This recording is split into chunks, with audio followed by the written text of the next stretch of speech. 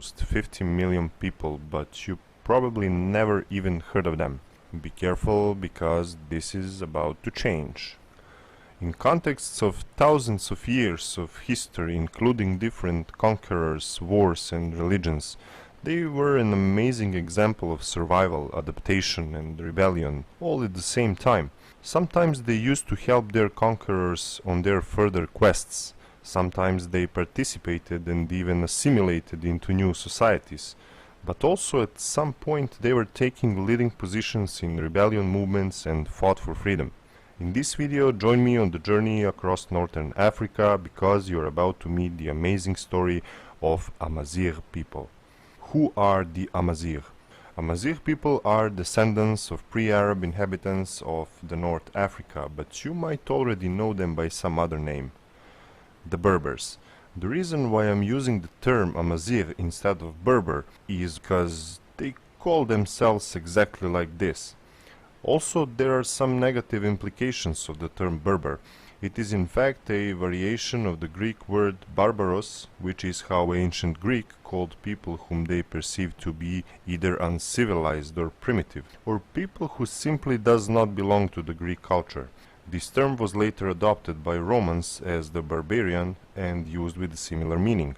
When speaking about the Amazigh, there are still some disputes in scientific circles regarding the origin of this name, but it most likely originated from the old native word meaning the free or noble man. Imaziren, which is by the way plural for Amazigh, throughout history inhabited vast areas of Morocco, Algeria, Tunisia, Libya, Egypt, Mali, Niger and Mauritania, which is, with the exception of Mali and Niger, also known as the Maghreb region of the northwest of Africa. Imazighen speak various Amazigh languages, mostly known as Tamazight. Tamazight belongs to the Afro-Asiatic group of languages, together with the Egyptian and Semitic languages. Today, Amazigh people are in political and cultural sense mostly integrated into the societies of the above-mentioned countries. But are they integrated? Let's have a look at some history. Maghreb region is believed to have been inhabited by the Amazigh people from at least 10,000 years ago. This theory is well supported by numerous archaeological sites, cave paintings, but also some Egyptian artifacts, and nowadays with genetic examinations and DNA tests. When speaking of DNA tests, there is a bunch of YouTube videos of Moroccans, Algerians and Tunisians discovering their ancestors and origin not actually being Arab. It is considered there were three main tribal identities of Amazigh people: the Mori, the Numidians and the Gaetulians. The Mori inhabited the far west of the continent and founded the ancient state of Mauritania, which is now Morocco and central Algeria. Numidians occupied the regions between the Mori and the city-state of Carthage. The Gaetulians were the only tribe living nomad way of life, and they occupied the southern margins of the Sahara. It is considered in history that the first written record of Amazigh name is from 13th century BC from the ancient Egypt. Throughout the history, Amazigh people encountered many conquerors: Carthaginians, Romans, Vandals, Byzantines. Anyway, they had an interesting strategy for survival. They used to leave their coastal cities to the conquerors and then to retreat to the desert where they were out of reach. Then they took their time to reorganize and eventually to strike back. In case that was not working well, they simply waited for the empires to collapse. In between those invasions, Amazigh people even managed to run several independent states such as Mauritania and Numidia. Ruins of Mauritanian capital at Walili near modern Fez is still an amazing place to visit.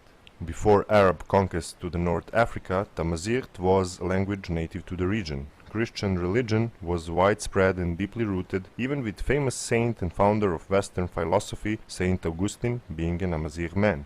Even though no previous conqueror tried to assimilate Amazigh people, Arabs quickly converted them and ensured their support for further quests. Without help of Amazigh people, for example, Andalusia could have probably never been conquered by the Arabs. An Amazigh warrior, Tariq ibn Ziyad and his 12,000 warriors, gave crucial contribution to taking of Visigoth capital Toledo. At first, only Amazigh people living near the coasts were involved in Arabization, but by the 11th century Islam began to spread far into Sahara despite rebellions of local people. One of those rebellions against the Arabs was led by famous Queen Kahina, and it wiped out an invading Arab army and delayed the conquest. Kahina is also famous for burning Amazigh lands in order to starve the Arabs and slow down the invasion, and then she fought to death, becoming a symbol of rebellion to these days.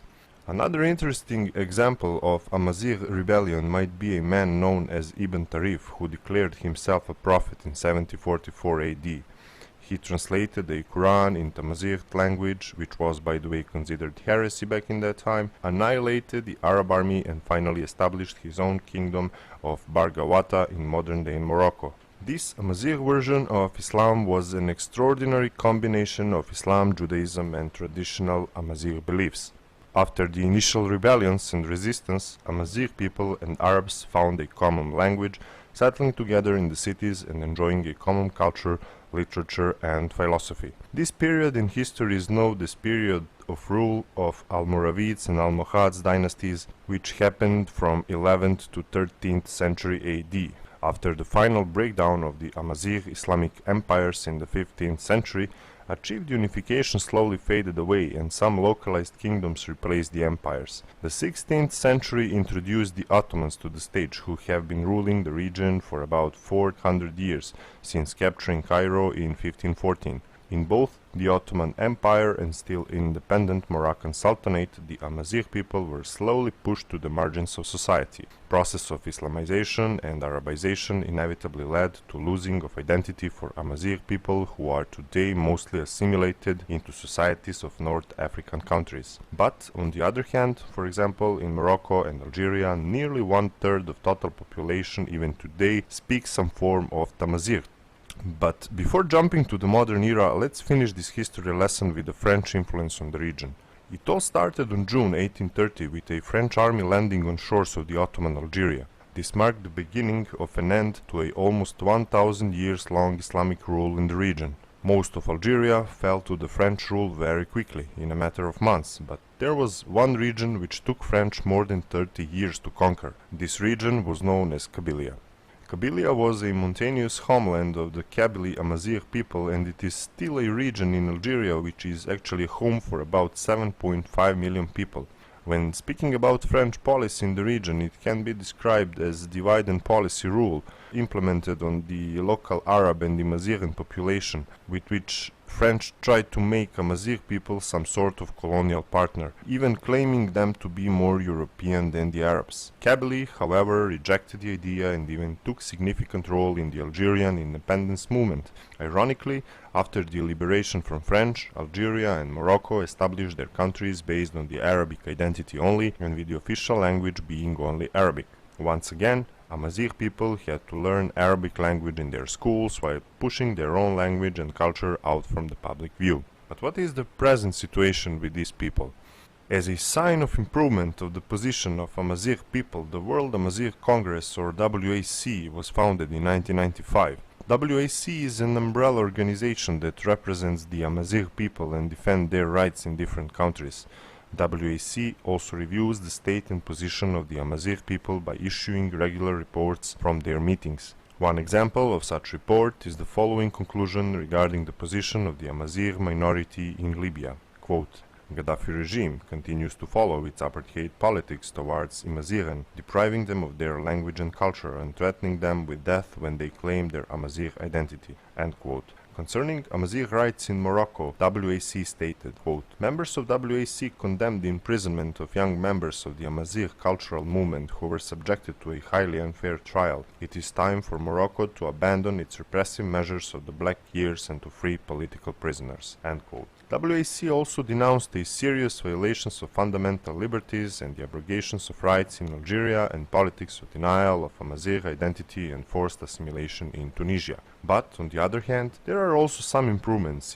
For example, in 1997, the flag of Amazigh people has been officially adopted by the WAC. The flag of Amazigh people consists of blue, green and yellow stripes and the red letter Yaz in the middle, meaning the free man, which is, if you remember, the name of the Amazigh. Blue color on the flag represents the Atlantic Ocean and Mediterranean Sea, while the green represents mountains and the yellow represents the desert. Besides the flag, some other things also started to change in a positive way. In 2011, Morocco recognized Amazigh as an official language, and Algeria did that too in 2016. Also, both countries started teaching Amazigh in public schools. One step forward was also the declaration of Amazigh New Year as national holiday in Algeria during 2018, as well as publication of the official government documents in both the Arabic and Amazigh language. In some other countries, such as Libya, Tunisia, or Egypt, the Amazigh people are still struggling to defend their national and cultural rights. It is important to note that these developments in Morocco and Algeria did not come without price. Years of fighting for freedom start back with the colonization of North African countries during 60s and 70s. From the beginning, Amazigh people protested, claiming new governments are eradicating their cultural and linguistic traditions. In 1980, Algerian authorities prevented novelist Maloud Mameri from lecturing about Amazigh language and heritage at University of Tizi Ouzou in Kabylie region. This event led to protests in which dozens were injured by security forces. Every year on April the 20th, Amazigh in Algeria take to the street to mark the Amazigh Spring and to demand self-determination for their community. This also repeated in 2001 when one student was killed in police custody. This resulted in huge riots that left more than 120 people dead. This event is known as Amazigh Black Spring. Morocco, for instance, prohibited parents from giving their children Amazigh names until 2014. In October 2016, protests in Morocco began when a fishmonger was crushed to death in the town of Al Hoceima by government workers. These protests developed into a movement calling for economic justice. Amazigh is today taught in some primary schools, although not in all schools, as it was promised. Let's say a few words about the demography and culture of the Amazigh people. Amazigh people today inhabit a vast territory of Maghreb, which stretches from the oasis of Siva in Egypt through Libya, Tunisia, Algeria, Morocco, the Canary Islands and Sahara Desert to the north of Niger, Mali and Burkina Faso. Certain number of Amazigh people living in the North Africa is very hard to tell, but most estimations goes from 20 to 50 million people. Despite the Arab rule, Amazigh people kept their own identity and vibrant culture. Actually, there are different ethnic groups identifying themselves as Amazigh, such as Shila in Morocco, Shaoui, Kabylese and Mozabites in Algeria, Djerba and Matmata in Tunisia, or Tuareg living in vast areas of Algeria, Libya, Niger, Mali and Burkina Faso. Tuareg is also known as the Blue People for the color of their traditional clothes. When speaking about society, women in Amazigh society enjoys more freedom compared to Arab one. Women's allowed to own property, choose husband, divorce, don't have to wear the veil, and even can run the administration of the tribe. Also, they are well known for tattooing their hands and faces with unique traditional shapes. These shapes can also be found on Amazigh traditional carpets. Amazigh society is also quite democratic. All families and tribes enjoy equal rights and follows the codes of honor and the council of elders, which is in their language called Jama'ah, which is in charge of politics, social problems, economy, as well as the crime and punishment. Amazigh use an ancient script known as Tifanah. As already mentioned, this writing system was suppressed by North African governments, but there are some improvements in recent years, such as books, official documents, and even traffic signs written with Tifanah letters. Their language might be strange for Westerners, but there is something familiar to all of us. Arts and crafts that can be spotted in North African markets, along which may be the most notable being the Amazigh carpets. Amazigh people have their own calendar, which is based on the earliest mention of the Amazigh name in historical record. According to this calendar, today is year 2969. Amazigh cuisine is traditional for the region. It was influenced by years of dramatic history and different conquerors, with numerous flavors from distinct regions across North Africa. Amazigh cuisine differs from one area to another. For this reason, every dish has a distinct and unique identity according to the specific region it originates from. Popular authentic Amazigh preparations include tagine, couscous, shakshuka, pastilla, mesmen, marquez, asida, lablabi, hari, sissa, makrud, harira, sfein, and achrish. What about some famous Amazigh people in world today?